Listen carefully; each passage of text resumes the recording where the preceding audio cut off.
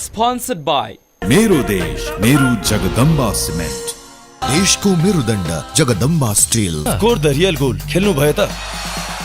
Y Gyanjyoti पुस्तकालय। World link, one world one link.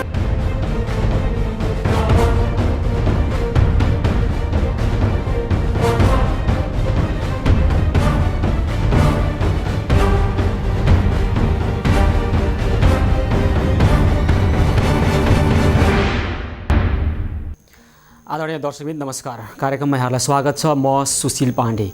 सहमतिबाट संविधान जारी गर्ने प्रयास गरिरहेका छौँ भन्ने राजनीतिक दलहरू, एकातिर सत्तापक्षका राजनीतिक दलहरूले प्रक्रिया मार्फत यदि सहमति भएन भने प्रक्रिया मार्फत अगाडि बढ्ने सङ्केत गरिरहेका छन् भने अर्कोतिर विपक्षी राजनीतिक दलहरूले दोस्रो चरणको सङ्घर्षको कार्यक्रमै घोषणा गरेका छन्। तर पनि दुवै पक्ष सहमतिका लागि आफू लचक भएको दाबी गरिरहेका छन्। आखिर कुरो के हो, के भइरहेको छ, आज हामी यसै सम्बन्धमा छलफल गर्छौँ। स्टुडियोमा हुनुहुन्छ सद्भावना पार्टीका सभाध्यक्ष लक्ष्मणलाल कर्ण र त्यसै गरी मैले नेकपा एमालेका नेता कर्ण थापालाई पनि कार्यक्रममा निम्ति आएको छु। उहाँ आउँदै हुनुहुन्छ कार्यक्रममा। यतिखेर सुरु गरौँ लक्ष्मणलाल कर्णबाट। कर्णजी, यहाँलाई कार्यक्रममा स्वागत छ। अब दुई खालको कुरो देखियो होइन, सहमति भएन भने प्रक्रियाबाट अगाडि बढ्ने भन्ने सत्तापक्ष, तपाईँहरू सङ्घर्षको कार्यक्रम पनि घोषणा गर्ने, सहमतिको प्रयासको लागि पनि हामी खुला छौँ, लचक छौँ पनि भन्ने। कस्तो खालको राजनीतिक अभ्यास, संस्कार, संस्कृति के उदाहरण दिइरहनु भएको छ सबै मिलेर यो मुलुकलाई यतिखेर तपाईँहरू? दुईटा कुरा, सत्तापक्षले जुन प्रक्रिया र सहमतिको कुरा भने हो, यो आज कुनै नयाँ कुरो भने होइन। यो एक वर्षदेखि नै यो कुरोको गीत गाइराखेर छ। कहिलेकाहीँ कुनै टोन बडा राम्रो हुन्छ नि, सहमति गर्ने, सहमति भएन भने प्रक्रियामा जाने र प्रक्रियाकै धौँसबाट आज लम्बी आइराखेको रहेछ। प्रक्रियामा जानु थियो भने त कसले रोकेका थिए? कसले रोकिदियो त? हामीले रोकिदिया थियो? रोक्या हो नि तपाईँहरूले होइन? प्रक्रियामा पनि नजाने र प्रक्रियामा नगइकन सहमतिको स्वाङ गर्दै हामी त। प्रक्रिया तपाईँले रोके होइन, तपाईँहरू विपक्षीहरूले रोके होइन प्रक्रिया? हामीले कहाँ रोक्यौँ त? हामीले प्रक्रिया अहिले छाडिकन सहमति गरौँ। कमसेकम 15-16 दिन समय अझ हामीले सहमतिको लागि लगाउँ भन्दाखेरि होइन। हामी प्रक्रियामा जान्छु भनिकन माघ 7 गते भने होइन, माघ 7 गते भनिकन एक्लै सभामुखले प्रक्रिया घोषणा गरे होइन। हामीले बहिष्कार गर्दा गर्दै त्यो प्रक्रियालाई एक किसिमले पुरा गरे होइन। खोइ रोक्या सहज ढङ्गले तपाईँले गर्न दिनु भएन नि होइन? सत्तापक्षले 2/3 बहुमत छ, त्यो 2/3 भनेको नि न्यूनतम सहमतिकै बिन्दु हो त्यो पनि भन्ने कोणबाट सहमति नभइसकेपछि प्रक्रियामा अगाडि बढ्दा तपाईँले तोडफोड गर्नुभयो संविधान सभाको बैठकमा। एक खालको तनावपूर्ण स्थितिको सिर्जना भयो। त्यसपछि तपाईँहरू सङ्घर्षतिर लाग्नुभयो होइन? जनप्रदर्शनतिर गरेर हामी चाहिँ जनताको जनादेश छ भने देखाइदिन्छौँ भनेर लाग्नुभयो। त्यो त रोक्न खोज्या हो नि त प्रक्रियालाई, होइन? होइन, हामीले खोज्यौँ तर प्रक्रिया त बढाइयो नि। सहमतिप्रति ईमानदार देखिएन। सहमतिको लागि 15 दिन यदि समय पर्खेको भए प्रक्रिया छाडिकन त आज 1 महिनाभन्दा बढी फेरि त्यसलाई निलम्बन गरेर राख्नुपर्ने त जरुरत नै थिएन। त कसले बढाए त? यो समय कसले बढाए त?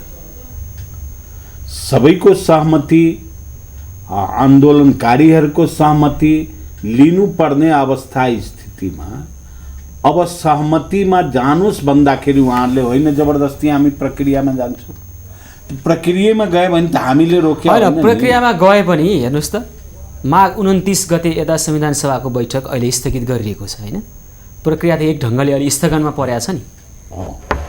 अब यतिखेर तपाईँहरूले खालको प्रयास गरेर सहमतिको वातावरण सुदृढ बनाउँदै सहमति गरे भए कहाँ कसले के बिग्रिन्थ्यो त? हामीले के गर्ने त? हामीले खुट्टा मात्रै छुएका छैनौँ।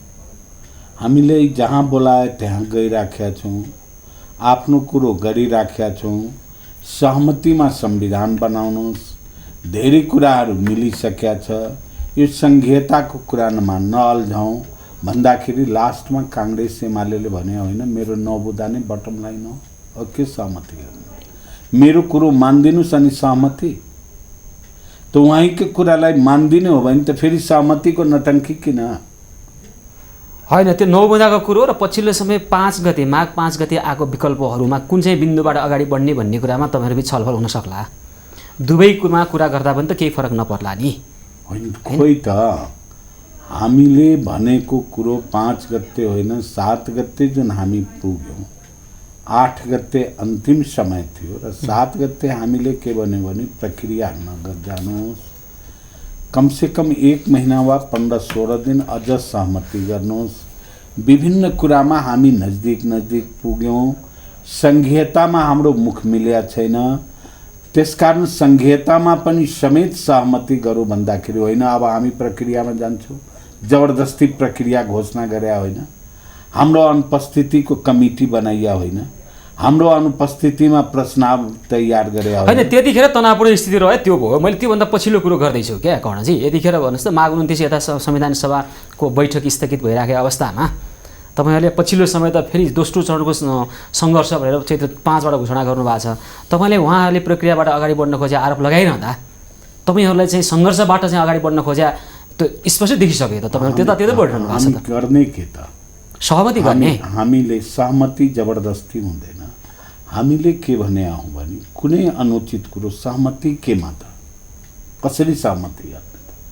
हामी के भन्दैछौँ भने हामी विभिन्न जुन आन्दोलन गऱ्यौँ, विभिन्न समूहले, माओवादी पार्टीले क्रान्ति गरे, आन्दोलन गरे र अन्तिम संविधानमा के लेख्यो भने प्रारम्भमा नै प्रस्तावनामा नै कि विगतको क्रान्ति र आन्दोलनलाई संस्थागत गर्नको लागि हामी संविधान निर्माण गर्छौँ। अब विगतको क्रान्ति र आन्दोलनहरूको सम्झौता के हो त्यसैमा नै हामी सहमति गर्ने हो। हामीले के भन्यो भने कसरी प्रान्त बनाउने भन्ने विषयमा त अन्तिम संविधानको धारा 138(1) प्रस्तुतबाट भन्यो।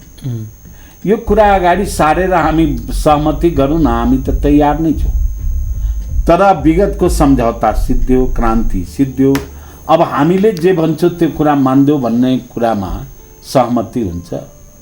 त्यसकारण हामी अब आन्दोलनबाट राज्यलाई विश्वास गर्यो। राज्यले एउटा सम्झौता गरे, तिमी आन्दोलन बन्द गर, तिमीहरूलाई यो कुरा संविधान सभाबाट हामी दिन्छौँ।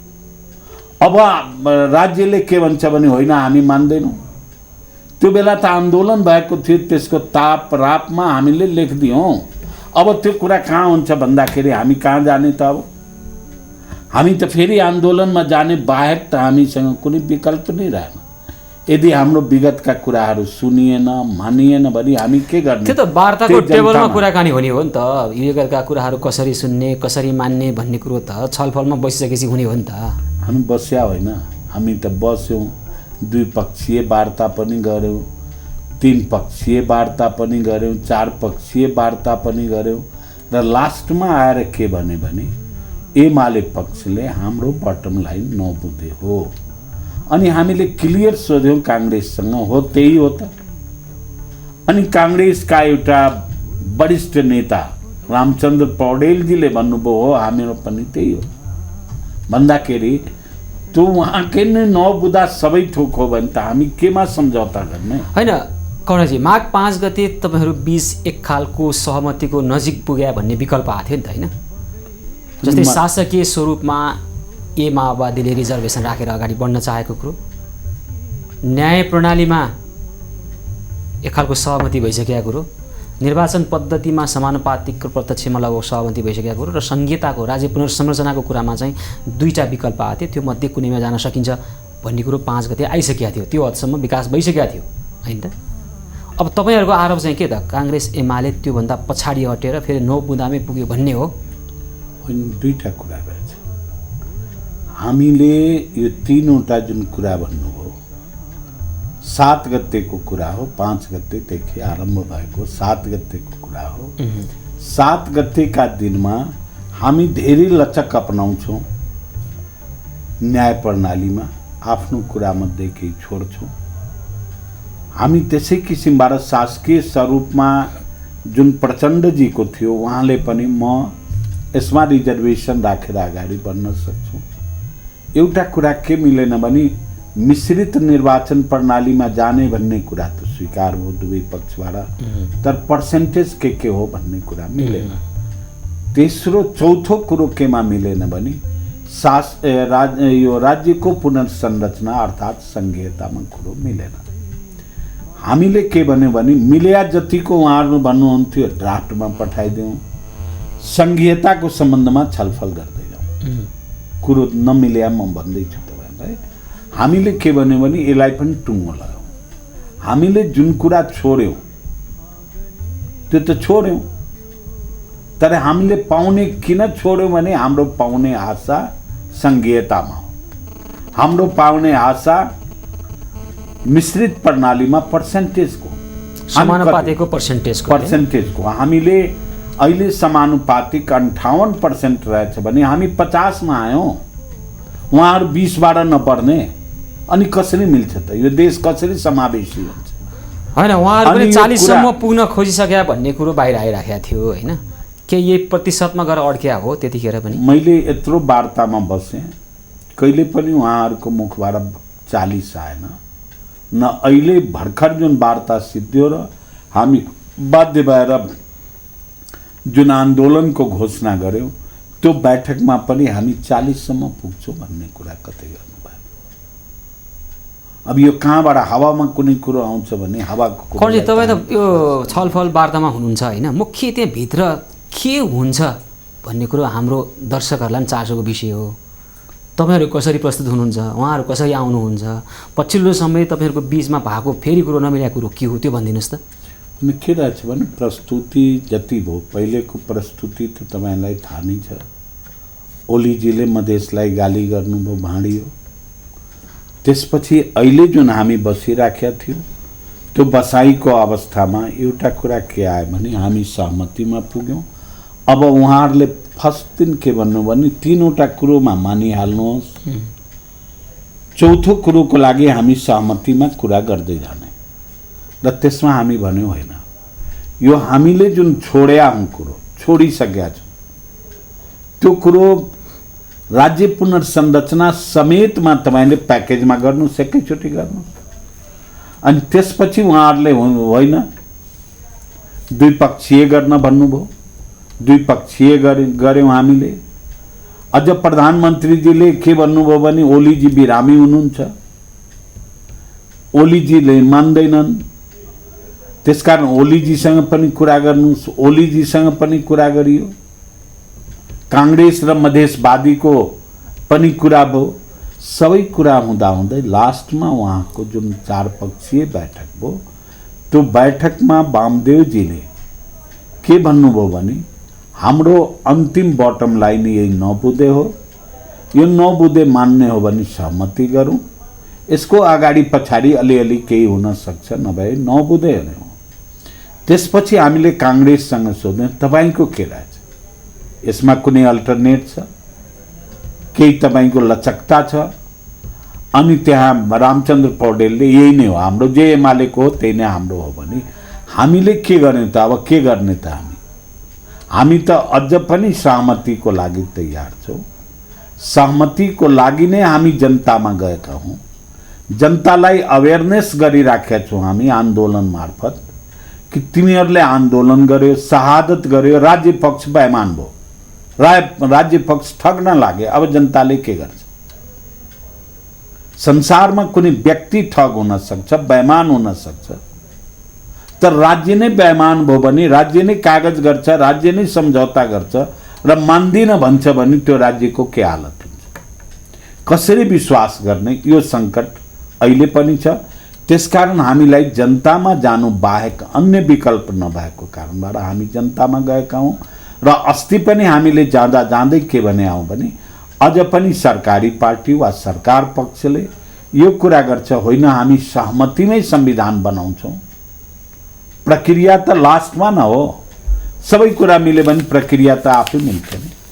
त्यो कुरा अहिलेसम्म सरकारी पक्षले होइन, अहिलेसम्म प्रक्रिया हाम्रो तयार छ, तिमी मान्दैनौ भने यो तलवारबाट तिम्रो घाँटी हामी छिनाल्छौँ भनिराख्यो। त्यही त अब उहाँहरूको तपाईँहरूको उहाँहरू प्रक्रियाको तलवार झिकेर बस्नु भएको छ भन्ने, तपाईँहरू फेरि सङ्घर्षको तलवारतिर जान लाग्नु भएको छ भन्ने उहाँहरूको आरोप। यो दोहोरी आरोप प्रत्यारोप भन्दा पनि तपाईँले अघि भन्नुभयो नि होइन, 9 बुँदामा उहाँहरूले छलफल गरौँ भन्ने प्रस्ताव राख्नुभयो, बटम लाइन भन्नुभयो। 5 गते अथवा 5 देखि 7 गतेसम्म भएको त्यो विकास, त्यो डेभलपमेन्टको बारेमा त्यहाँ भएका विकल्पको बारेमा छलफल गर्दै 9 बुँदेमा यो कुरामा हामी मान्न सक्दैनौँ, यी कुरा हुन् भनेर तपाईँले नयाँ प्रस्ताव लगेर नयाँ ढङ्गबाट छलफल सुरु गरे भने वार्ता छलफलबाट एउटा निकास निस्कने त्यो सम्भावना त बाँकी नै रहन्थ्यो नि त। मैले भनिसकेँ तपाईँलाई, जसरी उहाँहरूको बटम लाइन 9 बुँदे हो, हामीले पनि त्यही बखतमा दिया छौँ 9 बुँदे। हामीले दिया नै छैनौँ, हामीले भन्या नै छैनौँ। हामी त्यहाँ बस्छौँ र उठेर आउँछौँ। उहाँको 9 बुँदेको हकमा हाम्रो पनि 9 बुँदे त्यहाँ प्रस्तुत भएको छ र हामी 9 बुँदेमा पनि पछाडि आयौँ। उहाँ त 1 बुँदामा पनि पछाडि आउनु भएको छैन। जुडिसियरीमा हामी पछाडि आयौँ, शासकीय स्वरूपमा पछाडि आयौँ। भनेपछि सहमतिको सम्भावना गुन्जायसको अन्त्य भयो। अब के रहेछ भने हामीले अहिले देखिया त्यही हो, सरकारमा लचकता आयो, सरकारी पार्टीले नम्रता गरे, सरकारी पार्टीले यो देश द्वन्द्वमा नजाओस् भन्ने हो।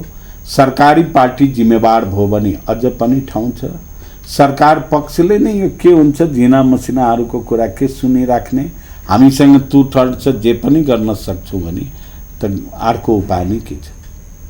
भनेपछि तपाईँ के भनिरहनु भएको छ भने माघ 5 गते भएको त्यो डेभलपमेन्ट अनुसार अगाडि बढ्ने हो भने सहमतिको सम्भावना रह्यो, होइन भने कुरोकानी हुन्न, अब तपाईँहरू सङ्घर्षतिर जाने। 5 गतेको कुरा भने होइन, 5 देखि 7 को मैले अहिले भने नि मैले माने त्यो बेला त तपाईँको सम्पूर्ण कुरामा सहमति भएन, त्यही त भन्दैछु।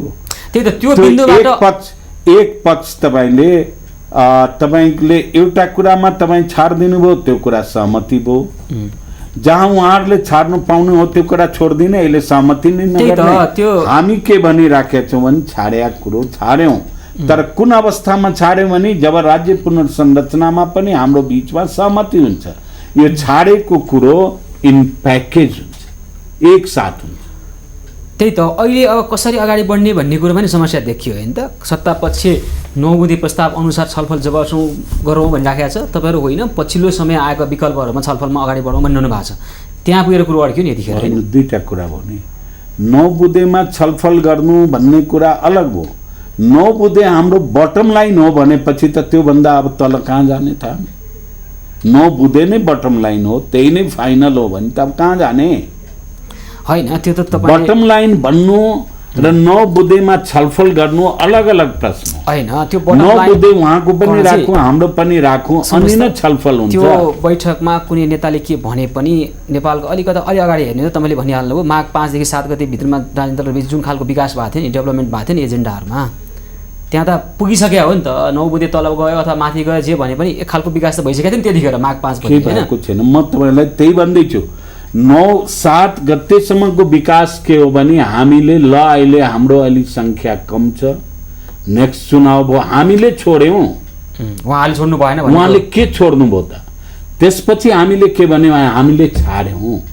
तर राज्य पुनर्संरचनामा तपाईँले जुन 7 प्रदेश लाउनु भयो, कसैको पहिचान नदिने, सबै प्रदेशमा बाहुनहरूको खसहरूको बाहुल्यता गर्ने, उत्तर दक्षिण गर्ने, मधेसको 5 टुक्रा गरिदिने, यो कुरामा हामी सहमत छैनौँ। यो विषयमा बसेर हामी छलफल गरौँ भने खोइ त अझ पनि उहाँहरूले त्यसमा यो अल्टरनेट छ वा यो विकल्प छ या यसरी जान सकिन्छ भन्ने त कुनै कुरो कुनै लचकता कतैबाट देखिएन। लगभग तपाईँहरू सहमत भइसक्नु भएको थियो, अहिले विपक्षी दलले फेरि भइसकेका सहमतिलाई पछि हुन्न भन्ने कुरो आइरहेछ नि त। खोइ मलाई थाहा छैन, किनभने हामी त जुन कुरा भन्यो अहिले पनि भन्दैछौँ, हामी पछि के हट्यौँ भने यति कुरामा हट्यौँ कि प्याकेजमा सहमति गर्नुहोस्, प्याकेजमा गर्नुहोस्। मैले तपाईँको ऋण तिरेँ, तपाईँले कुनै बेला लिनुभएको ऋण दिँदै नदिने, त्यो प्याकेज गरौँ न। मैले तिर्नुपर्ने म तिर्छु, तपाईँले तिर्नुपर्ने तपाईँ तिर्नु, त्यही न प्याकेज हो। मैले दिनुपर्ने म दिन्छु, तपाईँले दिनुपर्ने तपाईँ दिनुहोस्। प्याकेजमा नआइकन तपाईँले छोड्या सिद्धो, अब म त आफ्नो ठाउँमा कायम नै छु भन्ने सहमति हुन्छ। भनेपछि अब तपाईँहरू सङ्घर्षतिर, सत्तापछि प्रक्रियातिर जानलाई कसले रोकेको छ त? जबरजस्ती प्रक्रियामा गए। त्यसो भए त गयो भएन नि त, तपाईँहरू सङ्घर्षतिर जानु कसले रोकेको छ? होइन जानुहोस् सङ्घर्ष, अब के हुन्छ? हामीलाई रोक्ने कुरो त छँदै छैन। हामीलाई रोक्ने सरकार नै हो। हामीलाई सरकारले गोली चलाउन सक्छ, बन्दुक चलाउन सक्छ, तोप चलाउन सक्छ, हामीलाई मार्न सक्छ, हामीलाई रोक्ने त त्यही सरकार नै हो। के लागिरहेछ तपाईँलाई? सङ्घर्षबाट एक खालको संविधानको लागि सत्ता पक्षलाई दबाब दिन सकिन्छ भन्ने लागिराखेको छ र तपाईँहरू सङ्घर्ष दबाब होइन, हामीले यो आन्दोलन अन्तिम आन्दोलनको रूपमा लगेका छौँ। यो आन्दोलन दबाबको लागि गरे होइन, यसपछि यो आन्दोलन नगर्ने, जे भए पनि आर पार गर्ने। कसरी हुन्छ आरबार नेताहरूले भने आर पार अब त हाम्रो कुरो मान्ने हो भने आउँछौँ। आन्दोलनले पनि परिवर्तित हुन्छ, एजेन्डा परिवर्तन हुन्छ। संविधान त आउँदैन नि त, एक खालको compromise त गर्नुपर्ला नि। संविधान रहित देशमा हामी बसेका हौँ। कम्प्रोमाइज होइन, तपाईँहरू संविधान ल्याउने अभियानमा त हो। संविधान रहित देशमा त बसेका छैनौँ। उद्देश्य त संविधान लाउने, किनभने संविधान सभाको चुनाव सबै समुदायको हक अधिकार, सबै समुदायले 250 वर्षदेखि पाएको उत्पीडन, त्यो भाषाको होस्, संस्कृतिको होस्, राज्यको सत्ताको होस्, ब्युरोक्रेसीमा होस्, सेनामा हो, प्रहरीमा हो, यो प्राप्तिको लागि नै हामीले गरेका हौँ। तर तपाईँहरूले ल्याइराखेका एजेन्डाले त्यो प्राप्ति हुँदैन भन्ने आलोचना भइरहेछ नि त, होइन? हुन्छ भन्ने हामीले लागेको कुरोले प्राप्ति हुँदैन भने केले प्राप्ति? त्यही त भन्नुहोस्, कसरी हुन्छ समावेशी प्राप्ति कसरी हुन्छ? हामीले के भन्यो भने संघीयताको मूल अर्थ हो आफ्नो ठाउँमा आफै शासन गर र केन्द्रमा साझा शासन गर। अब भन्छ यो विखण्डनवाद हो, यसले विखण्डनवाद हुन्छ? तर आरोप छ नि त, आफ्नो ठाउँमा जातीय बाहुल्यताको कारणले शासन गर भन्नुभयो तपाईँहरूले। पहिचान भन्या हो, तपाईँको तीनवटा कुरा हुन्छ। मधेसले भूगोलको पहिचान मान्या हो, कतै भाषा र संस्कृतिको पहिचान दिनुपर्छ, कतै जातको पनि पहिचान दिनुपर्छ, खसको पनि पहिचान हामी भनिराखेका छौँ। कहीँ केही भएन भने ऐतिहासिक त्यही त, पहिचानको पनि एउटा कुरा कुरोले फोकस गर्दै, एउटा पहिचानका भेक्टरहरूलाई फोकस गर्दै जाँदा त त्यसले अर्कै रूप लिन्छ भोलि भन्ने आलोचनाको मलाई तार्किक उत्तर दिनुहोस् त। मैले तपाईँलाई भने जस्तै तपाईँले भन्नुभयो नि कहीँ जातको आधारमा गर्नुपर्छ भन्दा यो देशमा संघीयता किन चाहेको? किन चाह्यो भन्नुहोस् त? संघीयता किन चाहियो भने 250 वर्षमा हाम्रो भाषा खोसियो, हाम्रो संस्कृति खोजियो, एउटै भाषा एउटै भेष लादियो, हाम्रो सेना प्रहरी ब्युरोक्रेसीमा हाम्रो जुन समुदायको रिप्रेजेन्टेसन न्यून भयो, कहीँ हुँदै भएन। यो सम्पूर्ण कुराको प्राप्तिको लागि र केन्द्रमा हामी साझा शासन गरौँ, आफ्नो ठाउँमा आफै शासन गरौँ र विकास गरौँ भन्दाखेरि जब साझा शासन हुन्छ भने देशमा कहीँ विखण्डन हुन्छ। एक ठाउँमा लिम्बुवान होला, खुम्बुवान होला या मगुरात होला भने त्यो ठाउँको जनताले फेरि केन्द्रमा शासन गर्दैन, केन्द्रमा आउँदैन उसको रिप्रेजेन्टेटिभ। त्यो प्रान्तमा त्यहाँ खस जुन बस्या छ त्यसको रिप्रेजेन्टेसन हुँदैन। हामी त सबै अङ्ग प्रत्यङ्गमा समावेशी समानुपातिक गर्नुहोस् भनिराखेका छौँ। अनि कसरी अब विखण्डन भनिदिने, कहिले के भनिदिने? होइन, सत्तापक्षका राजनीति दलका नेताहरूसँग मैले सोधेको छु, उहाँहरू के भन्नुहुन्छ भने तपाईँहरू जुन खालको प्रस्ताव ल्याइरहनु भएको छ नि, नामको कुरो गरिरहनु भएको छ जुन नाम, होइन, त्यसले चाहिँ भोलि एक खालको जुन साम्प्रदायिक सामञ्जस्यता थियो, सद्भाव थियो, त्यसलाई खण्डित गर्ने खालको त्यो प्रस्ताव हो भन्ने उहाँहरूको जबरजस्त बुझाइ छ। त्यसलाई तपाईँहरूले न त लजिक दिएर खण्डन गर्न सक्नु भएको छ, न यस्तो हुँदैन भन्ने खालको कुनै त्यस्तो केही छ? त्यो तपाईँको छलफलकै एक खालको त्यो ग्याप देखिन्छ। बिल्कुल तपाईँ ठिक भन्नुभयो भने हामीले तर्क नदिया हो, हाम्रो तर्क सुन्न नसक्या हो, दुईटै प्रश्न हुन्छ। तपाईँले के भन्नुहुन्छ भने हाम्रो बिचमा सामुदायिक सम्प्रदाय रहेछ, सद्भाव रहेछ, कहाँ छ? तपाईँले जबरदस्ती राज्य गर्नुभयो गोली र बन्दुकले, त्यहाँ कहिले काहीँ उठे कहिले उठेन भने त्यसलाई भन्नुहुन्छ कि सद्भाव हो? उठ्यो, कति दिन तपाईँ गर्नुहुन्छ? त्यो सद्भाव अहिले बन्छ भनिराखेका छौँ हामी। त्यसको आधार के त? सद्भाव बन्छ त्यो सद्भाव बन्ने आधार दुनियाँमा सबै ठाउँमा छ। त्यो आधार के हुन्छ भने राज्यको गर्दाखेरि पहिचान दिनुपर्छ। त्यही त, एउटा जातीय समूहलाई पहिचान दिँदा अर्को समूहले अपनत्वको महसुस नगर्ला कि भोलि यही चाहिँ एउटा ठुलो विखण्डनको बिउको रूपमा कि आउला कि भन्ने प्रश्नहरू ती नाजायज हुन्? बिल्कुल नजायज हो। किन नजायज हो भने तपाईँले आज जातीय राज्य गरिराख्नु भएको छ। आज कसको राज्य हो त? अर्को जातीय राज्य सुरु गर्ने अब त्यसो भए कसको राज्य हो त आज? एउटा भाषा, एउटा भेष, एउटा जातीय खसको राज्य हो।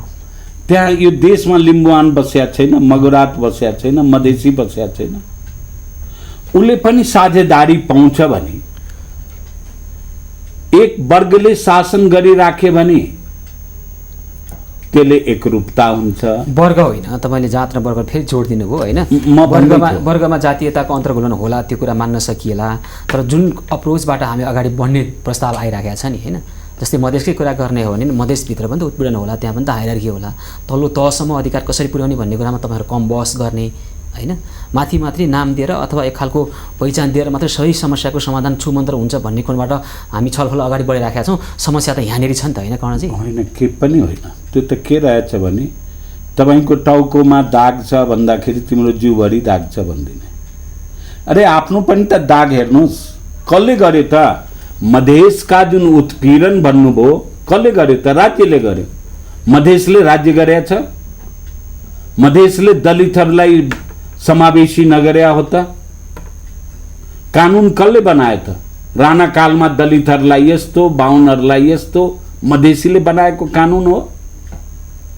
तपाईले नै कानुन बनाउने, तपाईले नै सारा कुरो गर्ने, अनि मधेसका दलितहरूलाई उत्पीडन भयो, महिलालाई उत्पीडन भयो। कानुन तपाईले राज्यले बनाएपछि त्यो कानुनको फलो तपाईले गर्नुभयो। सुन्नुहोस् न, अहिले आएको तपाईले छलफलमा जुन विषय ल्याइरहनु भएको छ नि, जुन डिस्कोर्स चलिरहेको छ नि, यसले चाहिँ तल्लो तहका जो निकै उत्पीडनमा परिएका छन्, पारिएका छन्, त्यहाँसम्म अधिकार पुग्छ भन्ने तपाईहरुले ल्याएको ग्यारेन्टी खै त? त्यो अप्रोचको ग्यारेन्टी खै? के हुन्छ भने यो काठमाडौँबाट शासन यदि वीरगञ्ज, जनकपुर वा विराटनगरमा जान्छ भने तल्ल पुगेन। त्योभन्दा तल चाहिँ कसरी पुर्याउँछ? त्यसपछि तल्ल त आज केही गर्नै नै भएको छैन। त्यसपछि तल प्रदेशभित्र तपाईँको स्थानीय निकाय हुन्छ, नगरपालिका हुन्छ, गाविस हुन्छ, सबै कुरो हुन्छ। त्यो त अहिले पनि छ। अहिले के छ? तपाईले 2055 सालमा तपाईले विकेन्द्रीकरण ऐन लागेको होइन? अहिले पनि छ भनेर हुन्छ। स्ट्रक्चर होइन, अधिकार दिने, निक्षेपन गर्नुपर्ने कुरा भयो। अधिकारको जबसम्म निक्षेप गर्नुहुन्न तबसम्म नाम दिदिए भयो त? त्यो त अहिले चाहिँ अधिकारको निक्षेपण हुन्छ भन्ने चाहिँ खै त आधार खै भनेर सोधेको प्रश्न उत्तर किन छैन? तपाईले संविधानको कुरो त बनाइसक्नुभयो। यो संविधानको राज्य पुनर्संरचना समितिले कर्णजी तपाईहरु जे छलफल गरे पनि यतिखेर तपाईहरुको विषय नमिल्या भने झापा, मोरङ, सुनसरी, कैलाली, कञ्चनपुरलाई कता राख्ने भन्ने कुरो र नाम दिने कि नदिने प्रान्तलाई त्यो खालको नाम, जातीय नाम अथवा बहु पहिचान नाम भन्ने कुरा अड्किया हो के? अब अधिकारमा त्यति धेरै तनाव देखिन तपाईहरु बीचमा छलफल भएको देखिन मैले त। मैले भन्दै छु त, हामीले छोड्यौं, धेरै कुराहरू छोड्यौं।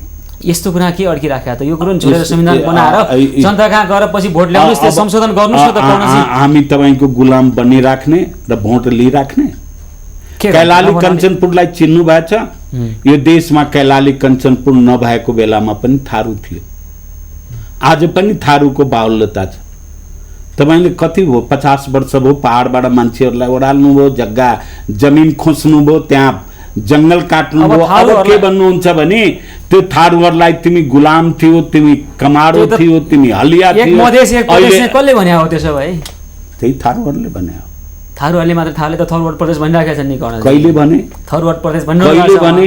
तपाईलाई तिथिमिति कहिले भने? म तपाईलाई भन्दै छु, तपाईलाई मागे छैनन् थारूहरूले। हामी तपाईलाई भन्दै छौं नि, मधेस आन्दोलनले एक मधेस एक प्रदेशको कुरा गरे।